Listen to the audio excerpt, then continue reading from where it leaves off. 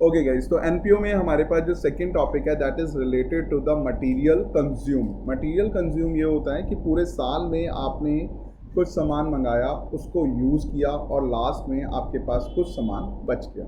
जैसे एक सिंपल सी चीज़ है, लेट्स से सपोज आपने 100 पेन एक साथ मंगाए, आपने 80 यूज़ किए तो 20 पेन आपके पास क्या हो गए, बच गए। अब अगले साल क्या होगा, लेट्स से सपोज 20 पेन पहले से ही पड़े हुए थे, आपने फिर से 150 पेन और मंगाए और लास्ट में 30 पेन बच गए। तो आप ये समझो कि आपने इस साल में कितने पेन कंज्यूम किए, कितने पेन आपने यूज़ किए, वही तो माना जाएगा इस साल का खर्चा। जैसे 20 पेन मेरे पास ऑलरेडी थे, 150 मैंने और मंगाए, तो टोटल कितना हो गया, टोटल हो गया गाइज हमारे पास 170 पेन। हमारे पास कितने हो गए टोटल, 170 पेन हो गए, जिसमें से 30 अभी भी बचे हुए हैं, जिसमें से 30 अभी भी क्या हैं, बचे हुए हैं। तो हमने कंज्यूम कितने किए, 140।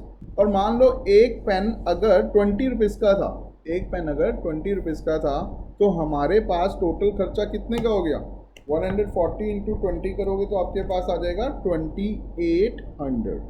ठीक है, यानी कि इसका मतलब है कि आपने 2800 रुपये का खर्चा किया।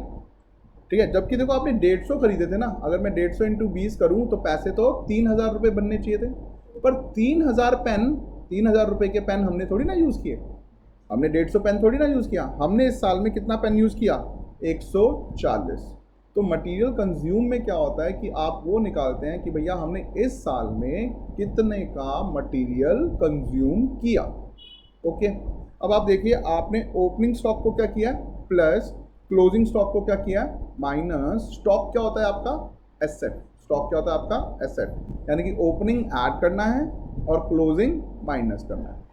अब दूसरी चीज़, जब आप परचेज करते हैं तो परचेज करने के साथ साथ आपके साथ कुछ और चीज़ें हैं जो जुड़ती हैं। इन अ सेंस, जब आप परचेज करते हैं तो अगर आपने कैश में परचेज किया तो वैलिड फाइन, बट आपने अगर उधार परचेज किया, जिसे हम लोग क्रेडिट कहते हैं, तो क्रेडिट में परचेज करने की वजह से उसे क्या कहा जाता है, उससे क्रिएट होते हैं क्रेडिटर। उससे क्या क्रिएट होते हैं, क्रेडिटर। अब क्रेडिटर हो गए, क्रेडिटर कौन हो गया, जिससे आपने उधार लिया। तो क्रेडिटर भी आपके पास दो टाइप के हो गए, एक क्रेडिटर ओपनिंग, एक क्रेडिटर क्लोजिंग। ठीक है, opening creditor, closing creditor. Same way आपके पास क्या हो गया, एडवांस। समटाइम्स जिससे आपको सामान खरीदना होता है वो आपको बोलता है ना, भैया एडवांस पहले देके जाओ, सबमिट करा जाओ, उसके बाद आपका प्रोडक्ट आप तक आ जाएगा।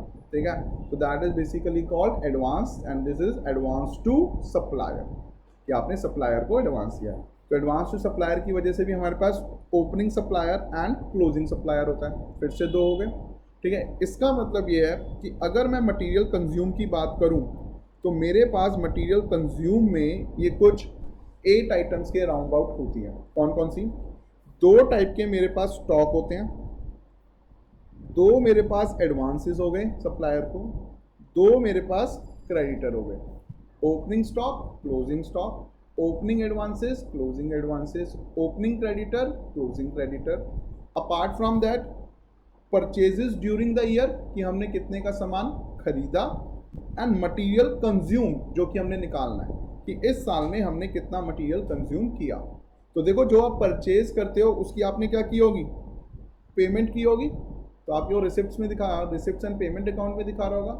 और इस साल जितने का आपका खर्चा हुआ वो आता है आपका कहाँ पर, एक्सपेंडिचर अकाउंट। ठीक है, अब एक सिंपल सी चीज़ जो आपने ध्यान रखनी है, स्टॉक क्या होता है, एसेट, और एडवांसेस टू सप्लायर भी क्या होता है, एसेट। स्टॉक क्या होता है, एसेट, एडवांस टू सप्लायर भी क्या होता है, एसेट्स।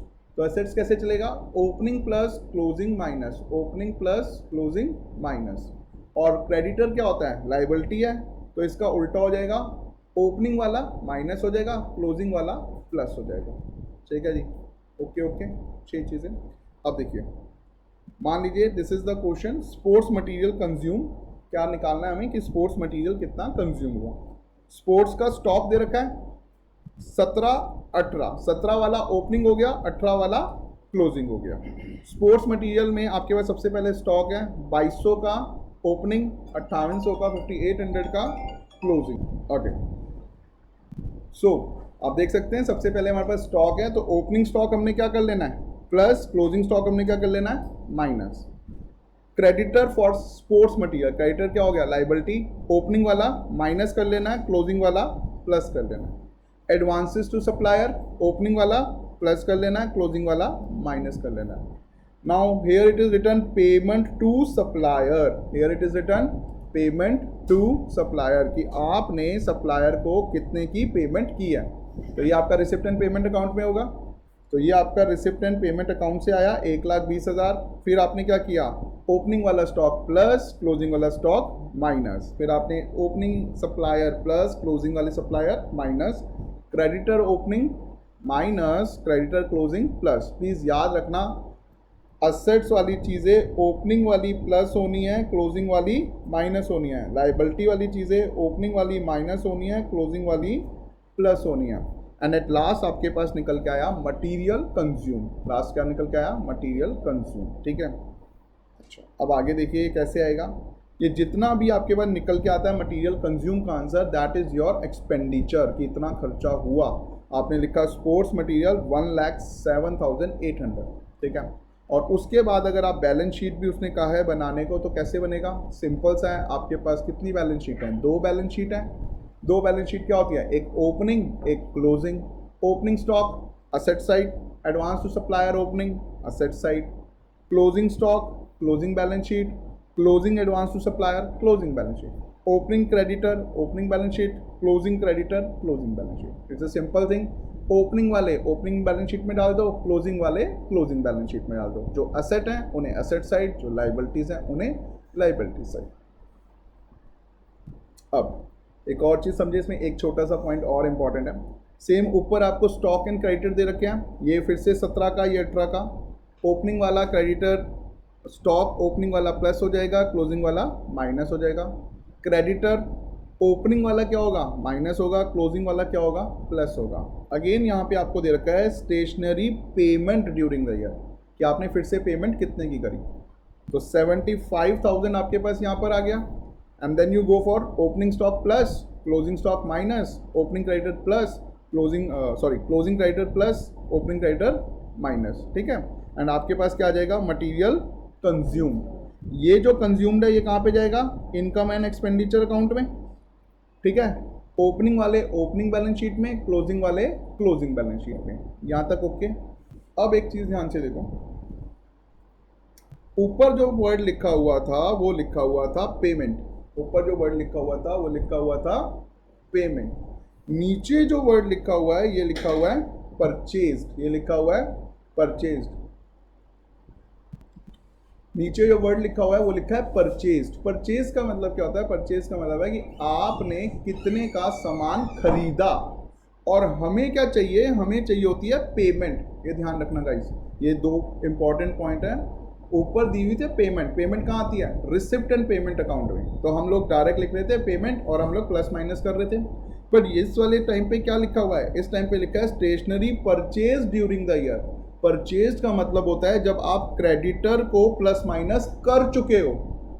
समझ रहे हो, परचेज का मतलब क्या होता है, जब आप क्रेडिटर को प्लस माइनस कर चुके हो। जब हम ऊपर ये क्रेडिटर को प्लस माइनस करते हैं, इसका मतलब है हम कहाँ तक पहुँचते हैं, परचेज तक।